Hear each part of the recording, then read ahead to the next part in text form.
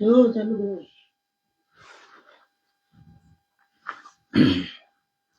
साथियों नमस्कार, मैं हूं वेद वशिष्ठ। आप देख रहे हैं सहयोग समाचार। आज के अंक में हरियाणा सरकार की स्टेडियमों की जो स्थिति है, उनकी वजह से हो रही खिलाड़ियों की मौत पर चर्चा करेंगे। बड़ी दुख भरी खबर है। सुबह से लाखन माजरा में हार्दिक राठी नाम के बास्केटबॉल खिलाड़ी की छाती पर पोल गिरने से, बास्केटबॉल का पोल गिरने से मौत हो गई। इससे पहले बहादुरगढ़ में भी अमन नाम के खिलाड़ी की मौत हुई थी। बहादुरगढ़ में अमन ब्रिगेडियर होशियार सिंह एकेडमी में अभ्यास करते थे। वो बहुत ही अच्छे खिलाड़ी थे और जब वो प्रैक्टिस कर रहे थे तो पोल को जंप करके पकड़ने के चक्कर में वो पोल जो बिल्कुल ही गड़ा हुआ था नीचे से, लोहे का पोल, उनको बदला नहीं गया था, वो भी उसके ऊपर गिर गया था। लेकिन उसको घायल को रोहतक पीजीआई भेजा गया, जहां उसकी रोहतक में मौत हो गई। तो जब मौत हुई तो इस देश ने एक सर्वश्रेष्ठ और उभरते खिलाड़ी को खो दिया। एक माँ ने एक बेटा खो दिया और लोगों ने भारत में एक खिलाड़ी खो दिया। इसी प्रकार चलते रही। स्टेडियमों में अनुदान आते हैं, रिपेयर के लिए आते हैं अनुदान, कब लगेंगे कब नहीं लगेंगे। यही घटना अभी हाल ही में लाखन माजरा में दोहराई गई। लाखन माजरा का हार्दिक राठी इंदौर की एक एकेडमी में उसका सिलेक्शन हो चुका था, वहां रहता था, गांव में आया हुआ था अभ्यास करने के लिए। सुबह सुबह ग्राउंड में और भी बच्चे अभ्यास कर रहे थे, वो भी अभ्यास कर रहा था। एक दिन ट्राई की उसने, 2-3 ट्राइयां की पोल को पकड़ने की। एक ट्राई में वो पोल को पकड़ पाया तो पोल काफी जर्जर था, उसके वेट को सहन नहीं कर पाया और उसकी छाती पर आकर गिर गया। दौड़कर खिलाड़ियों ने उसको, पोल को उसकी छाती से उठाया, लेकिन तब तक उसकी मौत हो चुकी थी। यहाँ पर भी भारत ने एक खिलाड़ी और खो दिया, एक मां ने अपना लाल खो दिया। तो क्या सरकारें क्या करें? अब सरकारों ने क्या किया? अब सरकारों ने दोनों जिलों के जिला खेल अधिकारी निलंबित कर दिए और सारे हरियाणा के अंदर अलर्ट जारी करके खेल उपकरणों की क्या स्थिति है, रिपोर्ट मांग ली गई है। इस दर्द भरे प्रकरण में कई बार राजनीति भी सामने आ जाती है। रोहतक के सांसद दीपेंद्र हुड्डा ने एक बयान दिया है कि उन्होंने अपनी तरफ से 2 बार लाखन माजरे के स्टेडियम के लिए, ग्राउंड के लिए बजट दिया था, उसको ढंग से लगाया नहीं गया। बास्केटबॉल के जो पोल थे, लोहे के जो पोल थे, वो बिल्कुल गल चुके थे, उनको बिल्कुल एक तरह से जंग ने काट दिया था।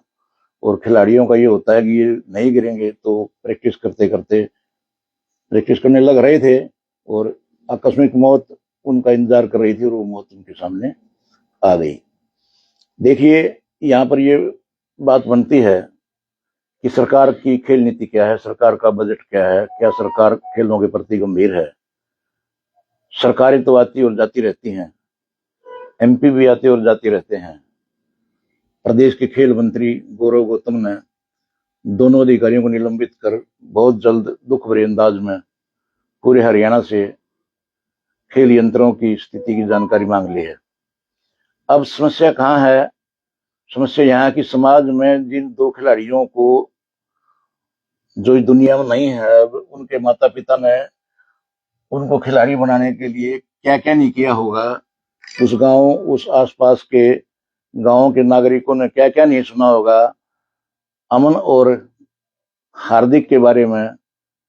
खिलाड़ी बनने जा रहे हैं, उनके मैचों को देखने के लिए आसपास हर जगह वो खेले हैं और उनके बारे में क्या क्या नहीं सुना होगा। कितना दुख भरा गमगीन माहौल होगा, ये वहां पर देखा जा सकता है।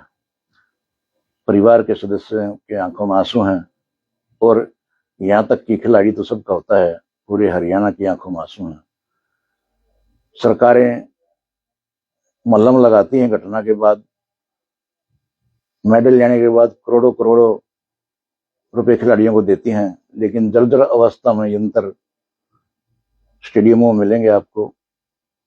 उनकी रिपेयर के लिए कोई बजट जो आता है, कोई लगाता है या नहीं लगाता है, ये तो अलग बात है। लेकिन अमन और हार्दिक की बलिदानी ग्राउंड के ऊपर जो सपने लेकर आए थे घर से, माँ से सुबह उठकर जो आए होंगे कि ग्राउंड में खेलने गया बेटा, उसके बादाम रगड़ के रख दूं, उसका खाना बना के रख दूं, उस ग्राउंड में प्रैक्टिस करते करते उन्हीं औजारों से, यंत्रों से उनकी मौत हो गई, तो उन माओ के दिल पर भी क्या बीती होगी। तो साथियों, गमगीन माहौल में आपको ये खबर दे रहे हैं, हरियाणा ने अपने 2 लाल खो दिए हैं जो देश में मेडल लेकर आते। लेकिन मेडलों का क्या, मेडल तो आ ही जाएंगे। सभी स्टेडियमों की सुविधाएं सही तरीके से, अच्छे तरीके से हों, वहां कोचेजों की व्यवस्था हो, पीने का पानी हो, वहां दवाइयों की व्यवस्था हो, तभी जाके खेल आगे बढ़ता है।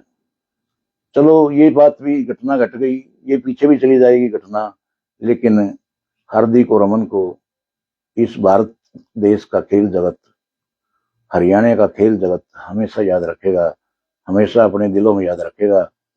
बास्केटबॉल के 2 खिलाड़ियों का इस तरह जाना हालांकि सहन नहीं है, लेकिन प्रभु की कृपा है। जो भगवान जिसको जिस तरीके से जहां लेकर जाते हैं, मौत एक निश्चित प्रक्रिया है, वो सबकी आनी है। लेकिन बचाया भी जा सकता था अगर बचाने वाले हों, हैं भी बचाने वाले, लेकिन आगे आने चाहिए। तो मेरा सरकार से अनुरोध है कि सभी स्टेडियमों का जर्जर हुई, अधूरी, अधमरी व्यवस्थाओं को सीधा कर दें, जिससे भविष्य में कोई और हार्दिक और अमन इस दुनिया को ना छोड़े। मैं दिवंगत खिलाड़ियों की आत्मा की शांति के लिए सहयोग समाचार की ओर से श्रद्धांजलि देता हूं। और साथियों, मैं खिलाड़ियों के टच में रहा हूं, मुझे बहुत दुख है, मेरा मन बिल्कुल गमगीन है। और ये खबरें चल रही हैं सुबह से, मैं इन खबरों पर लगातार देख रहा था कि मनुष्य की जान की कीमत क्या है, खिलाड़ी की जान की कीमत क्या है। क्या अब स्टेडियम बेहतर हो जाएंगे? चलो, अब भी हो जाएं तो बलिदान देने वाले अमन और हार्दिक को भारत का खेल जगत हमेशा याद रखेगा। मैं उन पुण्यात्मा माताओं से अनुरोध करूंगा कि वो ये मानकर चलें कि देश का बेटा उन्होंने अपने देश के लिए बलिदान दिया है। उस पिताजी को, उन भाई बहनों को जिनके भाई बहन थे अमन और हार्दिक, उनसे अनुरोध करेंगे सहयोग समाचार की तरफ से कि वो इनके बलिदान को व्यर्थ न जाने दें और रोए मत। और इनको हमेशा सरकार याद रखेगी, देश याद रखेगा, समाज याद रखेगा। खिलाड़ी तो और भी बनाए जा सकते हैं, लेकिन व्यवस्थाएं सही हों। नमस्कार साथियों, बड़े दुख के साथ आपसे विदा ले रहा हूं। मैं वेद वशिष्ठ, सहयोग समाचार के लिए इसराना से रवि मलिक और राजेश मलिक के साथ। नमस्कार साथियों।